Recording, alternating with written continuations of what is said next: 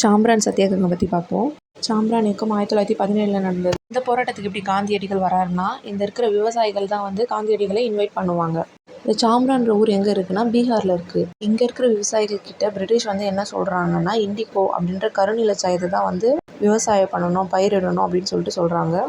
20 பங்கு நிலம்னா அதில் 3 பங்கு வந்து இதுதான் வந்து பயிரிடணும் அப்படின்ற மாதிரி கட்டாயமாக அவங்க வந்து சொல்கிறாங்க. இதனை எதிர்த்து அவங்க வந்து போராட்டம் பண்ணுறாங்க. இதில் வந்து தலைமையேற்று நடத்துறதுக்காக தான் காந்தியடிகளை இவங்க கூப்பிடுறாங்க.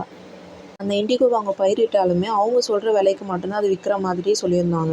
இதை பற்றி வந்து காந்தியடிகள் வந்து உள்ளூர் தலைவர்களான ராஜேந்திர பிரசாத், மஜருல் ஹக், கிருபால்னி, மகாதேவ் இவங்களால கூடலாம் வந்து விசாரணை பண்ணுறாரு. காந்தியடிகள் இந்த போராட்டத்துக்கு வந்துட்டாங்க, இவங்களுக்காக மக்களுக்காக சப்போர்ட் பண்ண வந்திருக்காங்க அப்படின்னு தெரிஞ்சோடனே பிரிட்டிஷ் அரசு வந்து அவர் அந்த இடத்த விட்டு வெளியேற சொன்னாங்க. காந்தி வந்து அதெல்லாம் போக முடியாது அப்படின்னு சொல்லிட்டு மறுத்துட்டாரு. இதனால எந்த விளைவு வந்தாலும் நான் சந்திச்சுக்கிறேன் அப்படின்றத மாதிரி சொல்லிட்டாரு. விஷயங்களை சால்வ் பண்ணுறதுக்காக ஒரு குழு வந்து அமைக்கிறாங்க.